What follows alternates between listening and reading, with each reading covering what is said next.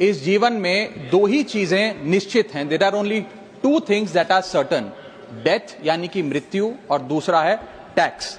इस जहां से उस जहां तक जहां भी जाओगे, हर मोड़ पर हर जगह मुझे ही पाओगे, यानी कि टैक्स। मैडम, सपना था विश्व गुरु बनने का, बन गए हम टैक्स गुरु। और इतना टैक्स जो भारत की आबादी सरकार के खजाने में डालती है, उसके बदले सरकार जनता को देती क्या है, यह बहुत बड़ा सवाल है।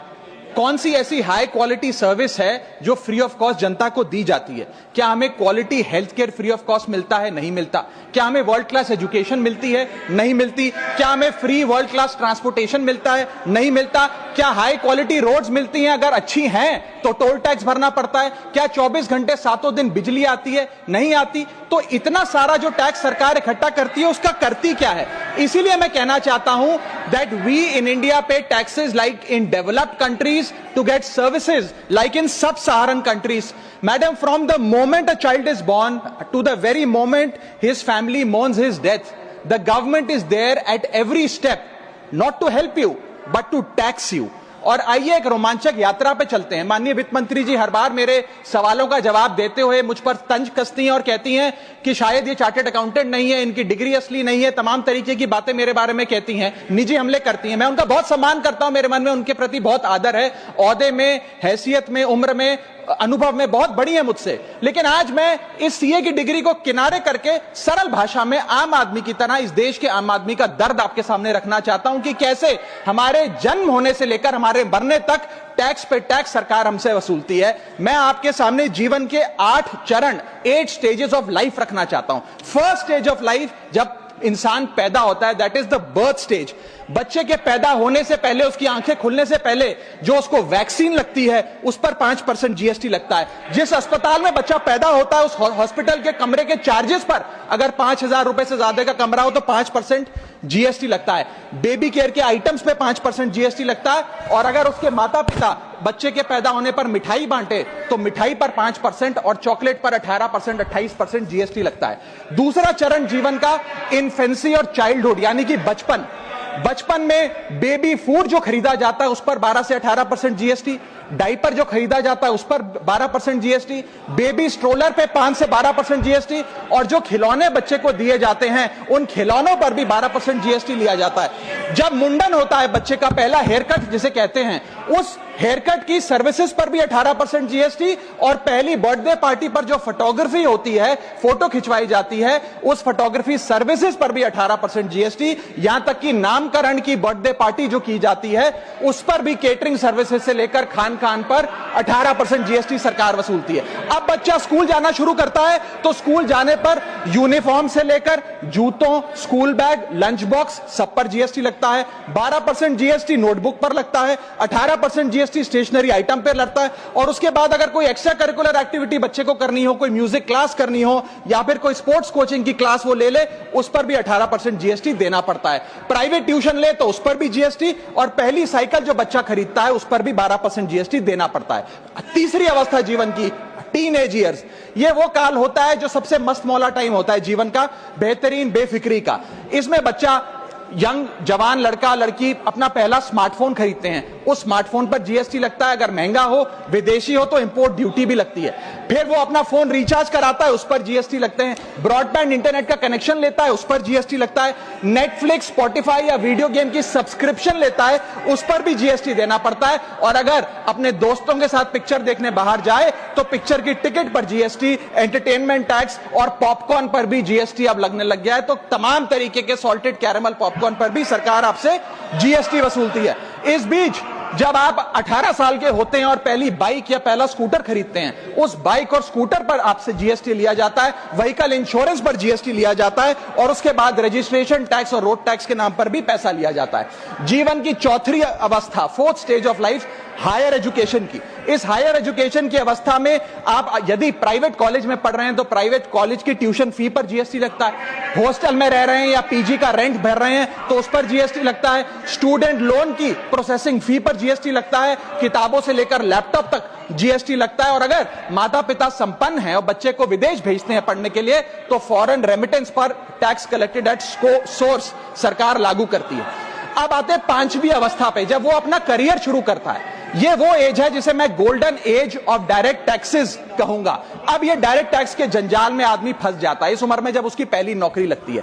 तो नौकरी में आमदनी अनुसार उसके स्लैब रेट के हिसाब से उस पर टीडीएस पहले काटा जाता है, मानो जेब काटी जा रही हो, और फिर इनकम टैक्स वसूला जाता है। जब पहली बार उसको पगार मिलती है, वेतन मिलता है, वो माता पिता या दोस्तों को बाहर खाने पे ले जाता है, पिक्चर दिखाने ले जाता है, उस खाने के बिल पर भी सरकार जीएसटी वसूलती है। और जैसे जैसे उसकी सैलरी बढ़ती है वैसे वैसे स्लैब अनुसार उससे इनकम टैक्स वसूला जाता है। इसके बाद आज वर्क फ्रॉम होम का कल्चर चल रहा है, तो वर्क फ्रॉम होम में इंटरनेट बिल्स हो, ब्रीफकेस हो, लैपटॉप हो, इन सारी चीजों की खरीद पर सरकार जीएसटी लेती है।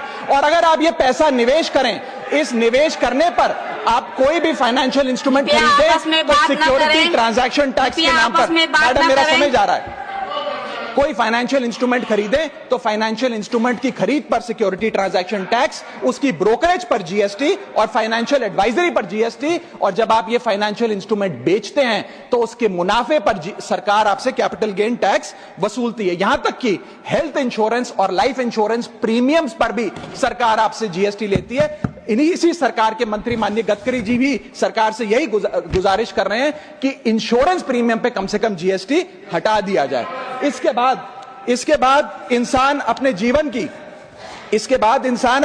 की छठी अवस्था में आता है, यानी कि मिडिल एज। इसमें उसकी आमदनी भी पीक पर होती है और उसका टैक्सेशन भी पीक पर होता है, अप्रेजल होता है, प्रमोशन होता है, बोनस मिलता है, और हाई टैक्स स्लैब के चलते वो अपनी कमाई का एक अधिकांश हिस्सा इनकम टैक्स में सरकार को जमा कराता है।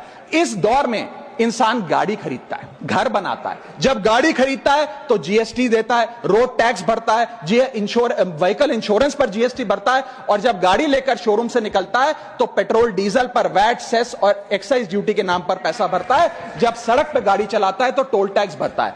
फिर वो अपना घर भी खरीदता है, जमीन खरीदता है। जब जमीन खरीदता है तो स्टैंप ड्यूटी फीस सरकार को देता है।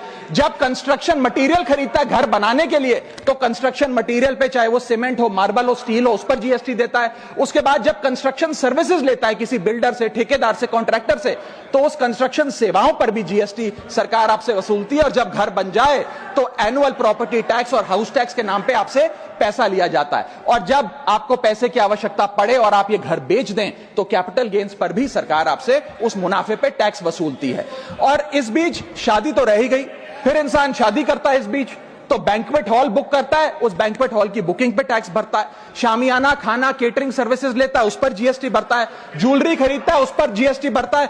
कपड़ा, शेरवानी सिलवाता है, कुर्ता पजामा, सूट पैंट, उस पर जीएसटी भरता है। यहां तक कि वेडिंग इनविटेशन से लेकर, ब्राइडल मेकअप से लेकर, हनीमून के ट्रैवल तक हर चीज पर सरकार आपसे जीएसटी वसूलती है। सातवीं अवस्था सरकार जीवन की वो है रिटायरमेंट। इस फेज में इंसान चाहता है आरामदायक जीवन जिया जाए, जो जीवन में कमाया उस कमाई के सहारे उसकी इंटरेस्ट पर, पेंशन पर जिया जाए। लेकिन इस अवस्था में भी सरकार पेंशन और इंटरेस्ट इनकम पे आपसे टैक्स लेती है।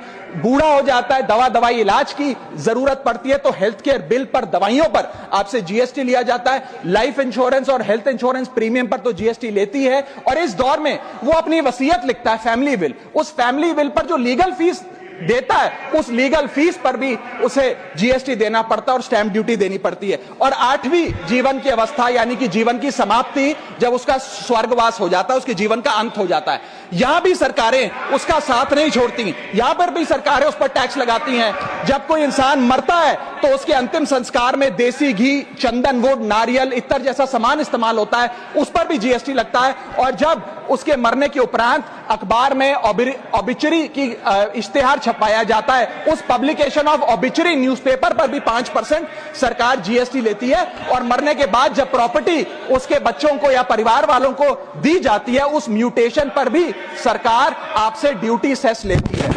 यह है life cycle of taxation model. लेकिन मैडम सबसे जरूरी बात यह है कि इतना टैक्स देने के बाद सरकारें हमें देती क्या है। मैं जानता हूं कि टैक्स सरकार के लिए जरूरी है, इस सरकार के लिए नहीं, जितनी सरकारें इस देश में रही सबने टैक्स लगाकर जनता से पैसा लिया। टैक्सेस वास्तव में जरूरी हैं, लेकिन सवाल यह है कि क्या ये टैक्सेस हमारी इकोनॉमी को बढ़ा रहे हैं या हमारी इकोनॉमी को खा रहे हैं। क्या इससे हमारी जिंदगी बेहतर हो रही है या हमारी जिंदगी बदतर हो रही है? इतने टैक्स लगाने की वजह से आज हमारी आमदनी घट रही है, इस वजह से खपत गिर रही है, कंजम्पशन गिर रही है, डिमांड नहीं बढ़ रही है और प्रोडक्शन गिर रही है। इस वजह से पूरा इकोनॉमिक साइकिल जो हमारा इकोनॉमी का चक्का है वो धीमा हो गया है। मैडम, इस देश में, बस समाप्त कर रहा हूं, इस देश में मैं मेरी पार्टी के टाइम से आप ले लीजिएगा, मेरी पार्टी के टाइम से ले लीजिएगा। मैडम, इस देश में 80 करोड़ जनता 5 किलो फ्री राशन के सहारे जी रही है। आपको जान के अचंभा होगा, इस 80 करोड़ जनता से भी ये सारा जीएसटी लिया जाता है, दिन प्रतिदिन लिया जाता है, जो आज मैंने पढ़ के सुनाया। सिर्फ अमीर नहीं, गरीब से गरीब आदमी भी जीएसटी देता है। और अंत में मैं बस इतना ही कहना चाहूंगा कि क्योंकि इतना टैक्स लगा लगाकर सरकारें जनता का खून चूसती हैं, उस वजह से आज एफएमसीजी की सेल्स घट रही हैं, एफएमसीजी के स्टॉक गिर रहे हैं, कंजम्पशन डाउन हो रही है, नई गाड़ियों की सेल श्रिंक कर रही है, तमाम तरीके की जितनी भी न्यू परचेजेस होती हैं उसमें मंदी देखी जा रही है। सरकार को जीएसटी कम करना चाहिए, कम करेंगे तो जनता की जेब में पैसा आएगा तो मांग बढ़ेगी, खपत बढ़ेगी और इकोनॉमी का चक्का चलेगा। आपका समय समाप्त। बहुत बहुत शुक्रिया।